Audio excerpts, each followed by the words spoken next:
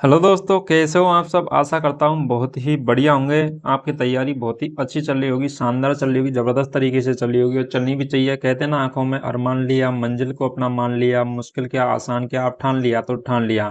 और ठान लिया है कि अपने सपनों को पूरा करके मानेंगे, और ठान लिया है कि अपने घर के हालात को बदल करके मानेंगे। हेलो दोस्तों, मैं बच्चन पांडे आप सभी का हमारे चैनल राजस्थान स्टडी आई जी में स्वागत करता हूँ। मेरे प्यारे बच्चों, हम पढ़ रहे थे राजस्थान जो जीके है, नया राजस्थान नया जीके, और उस जीके के अंतर्गत जो प्रैक्टिस सेशन लगा रहे थे हम, एलडीसी, पटवार, सीईटी, रीट और सीईटी 12th वाली, टी सीईटी ग्रेजुएशन वाली, सबके लिए जो कॉमन जीके का पोर्शन है उसके हम प्रैक्टिस सेशन लेकर के आए थे, जिसके अंतर्गत एक मॉडल पेपर आपको हम सॉल्व करवा चुके हैं। टॉप 30 क्वेश्चनों के साथ में हम पर डे आपके लिए मॉडल पेपर तैयार कर रहे हैं, जिसके अंतर्गत एक क्लास आपको अपलोड हो चुकी है। जिन बच्चों ने नहीं देखी उसको जरूर जाकर देखिए। आज की हम क्लास स्टार्ट करते हैं। ठीक है, तो कल का ये लास्ट क्वेश्चन था अपन का। तो जय सिंह चरित्र की रचना किसने की थी, तो वो की गई थी किसके द्वारा। तो ये आपको कमेंट करके दिखाना है, बताना है। ठीक है, क्योंकि ये अपन की लास्ट क्लास का लास्ट क्वेश्चन था। ठीक है, आज की हम क्लास स्टार्ट करते हैं, इसको आपको कमेंट में बताना है। 1876 ईस्वी में Prince of Wales, Prince Albert ने जयपुर की यात्रा की थी। ठीक है, कब की गई थी? 1876 ईस्वी में। और जयपुर के किस शासक ने जयपुर में अल्बर्ट हॉल का शिलान्यास, ठीक है, प्रिंस अल्बर्ट के हाथों में करवाया गया था? तो Prince of Wales, Prince Albert आए थे, मतलब जयपुर में आए थे। और जयपुर में आए थे इनके उपलक्ष्य में, क्या है, इनके आगमन की खुशी में। तो राम सिंह द्वितीय के द्वारा अल्बर्ट हॉल का क्या किया गया था? निर्माण किया गया था। किसके द्वारा? राम सिंह द्वितीय के द्वारा। तो इन्होंने क्या किया था? इसका शिलान्यास। ठीक है, नेक्स्ट क्वेश्चन हो जाएगा कि राजस्थान में गैटोर की छतरियां किस वंश के राज परिवार से संबंधित हैं? किसकी? गैटोर की छतरियां। तो गैटोर की छतरियां किससे संबंधित हो जाएंगी? तो गैटोर की छतरियां हैं वो हो जाएंगी कछुआ वंश से। किससे हो जाएंगी? कछुआ वंश से संबंधित है गैटोर की छतरियां। तो जितने भी कछुआ वंश के शासक हुए हैं उनकी क्या छतरियां बनी हुई हैं गैटोर में। नेक्स्ट क्वेश्चन हो जाएगा, अलवर के किस शासक को अंग्रेज सरकार द्वारा राज्य से निष्कासित किया गया था?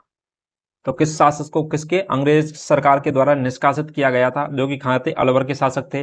तो वो कौन थे? तो वो हो जाएंगे अपन के जय सिंह। कौन थे? जय सिंह थे।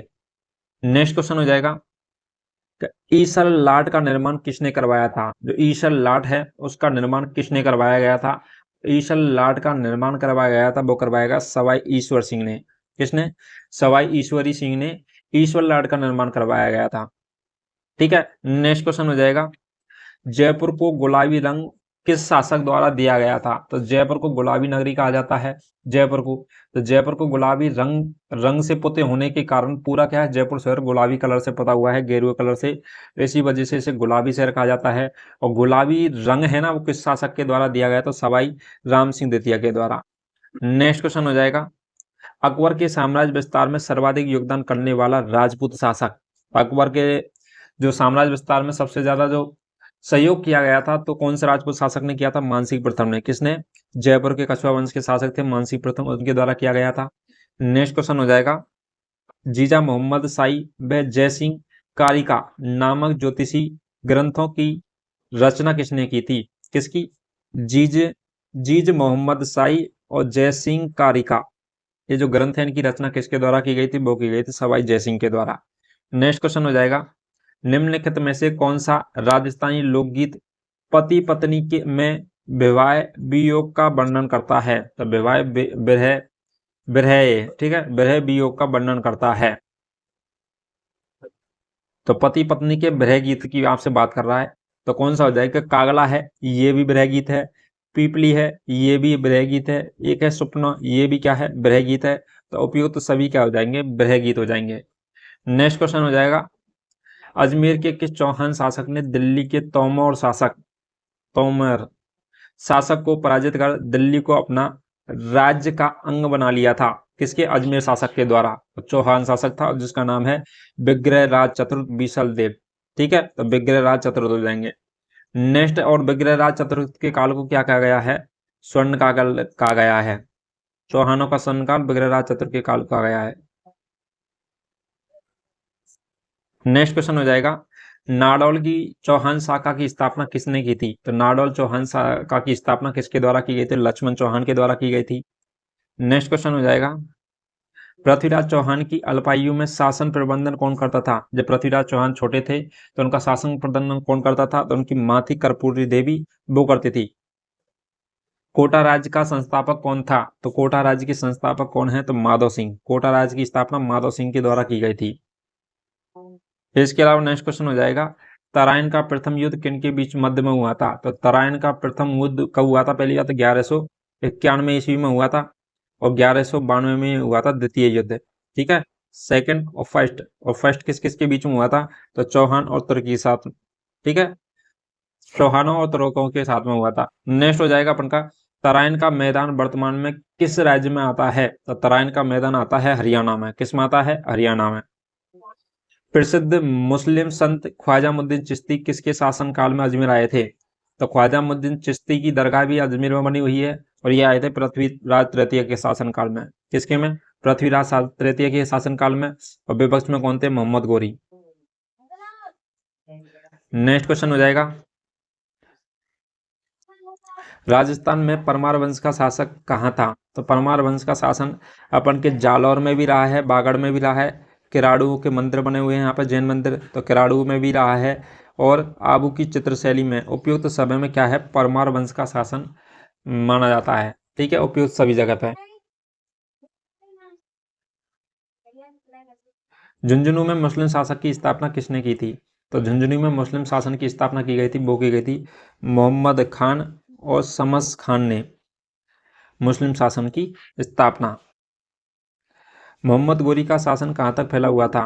तो मोहम्मद गोरी का शासन फैला हुआ था भारत के उत्तर और पश्चिमी क्षेत्रों में। कहाँ फैला था? भारत के उत्तर और पश्चिमी क्षेत्रों में फैला था मोहम्मद गोरी का शासन, जो दिल्ली शासन कर रहे थे।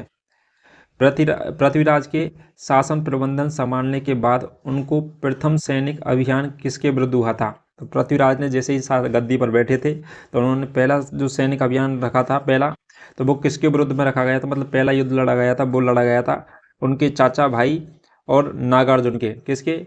उनके चाचा और मेहरा थे उनके विरुद्ध में, और नागार्जुन के में।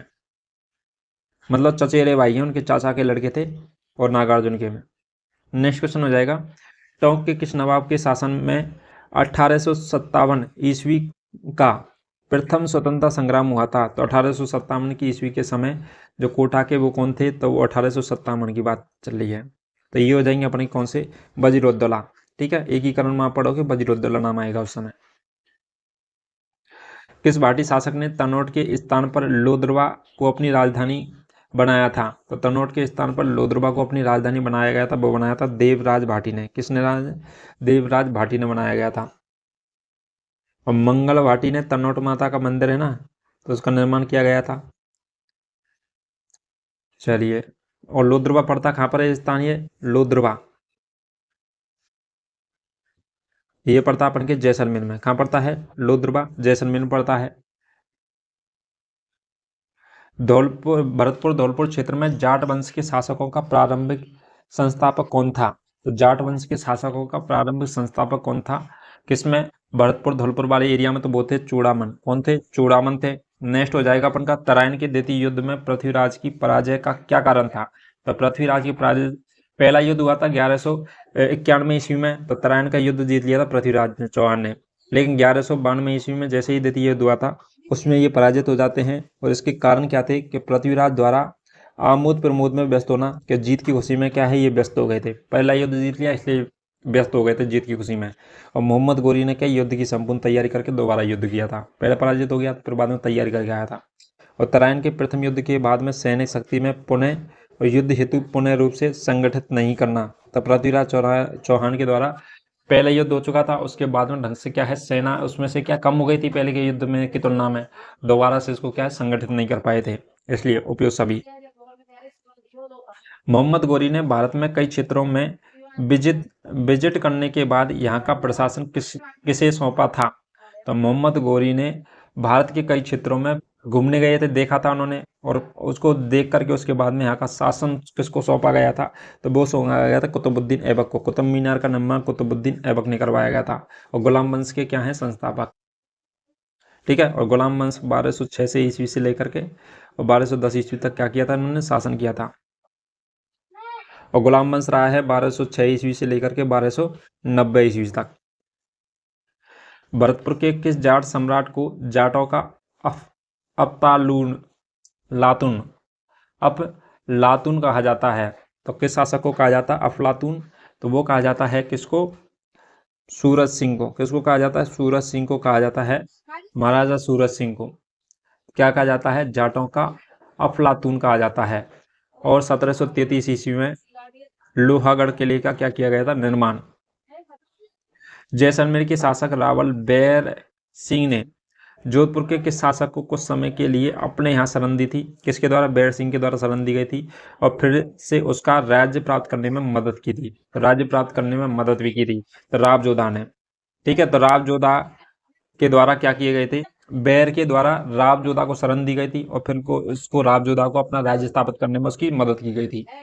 नेक्स्ट क्वेश्चन हो जाएगा, राजस्थान में मूर्ति कला का सुव्यवस्थित विकास किस काल में हुआ था? तो राजस्थान में मूर्ति कला का सुव्यवस्थित विकास है वो किसके काल में हुआ था? वो हुआ था मौर्य काल में। किस में हुआ था? मौर्य काल में हुआ था। नेक्स्ट हो जाएगा, राजस्थान में जो दासियां उपपति के रूप में स्वीकार कर ली जाती हैं उन्हें क्या कहा जाता है? पहले दासियां होती थी लेकिन उसके बाद में वो पत्नी के रूप में राजाओं के द्वारा स्वीकार कर ली जाती हैं, उन्हें क्या कहा जाता है? तो उन्हें कहा जाता है पासवान कहा जाता है, पर्दायत भी कहा जाता है, खवासन भी कहा जाता है। तो उपयुक्त तो सभी हो जाएगा राइट आंसर। नेक्स्ट हो जाएगा, थोरी जनजाति के लोग किस वाद्य यंत्र के साथ पाबू जी की यश गाथाएं गाते हैं? मतलब कीर्तन करते हैं, यश गाथाएं गाते हैं। तो पाबू जी की अपन बात करें, एक तो फड़ बनी हुई है और फड़ का अपन वाचन करते समय रावण हत्या वाद्य यंत्र बजाते हैं और इसके गीत हैं वो पावड़े कहलाते हैं। माठ। बात करें सारंगी वाद्य यंत्र के साथ में, किसके साथ में? सारंगी वाद्य यंत्र के साथ में। नाग देवता के रूप में कौन से देव लोकप्रिय हैं? तो नाग देवता के रूप में कौन से देव हैं जो लोकप्रिय हैं? तो वो हो जाएंगे तेजाजी। कौन से हो जाएंगे? तेजाजी हो जाएंगे। ऑप्शन नंबर ए हो जाएगा राइट आंसर। चलिए दोस्तों, आज हमने टॉप 30 क्वेश्चनों के बारे में इसमें चर्चा की है जो कि आपको पसंद आए होंगे। जिन बच्चों ने पिछली वीडियो नहीं देखी जरूर जाकर देखिए और चैनल पर जरूर विजिट कीजिए और वीडियो को लाइक कीजिए, चैनल को सब्सक्राइब कीजिए और वीडियो को ज़्यादा से ज़्यादा शेयर कीजिए ताकि आप जैसे भाइयों की मदद हो सके और हमें मोटिवेशन मिल सके। चलिए दोस्तों, अभी के लिए इतना ही। अब मिलते हैं नेक्स्ट वीडियो में नेक्स्ट टॉप क्वेश्चनों के साथ में। तब तक के लिए थैंक यू सो मच।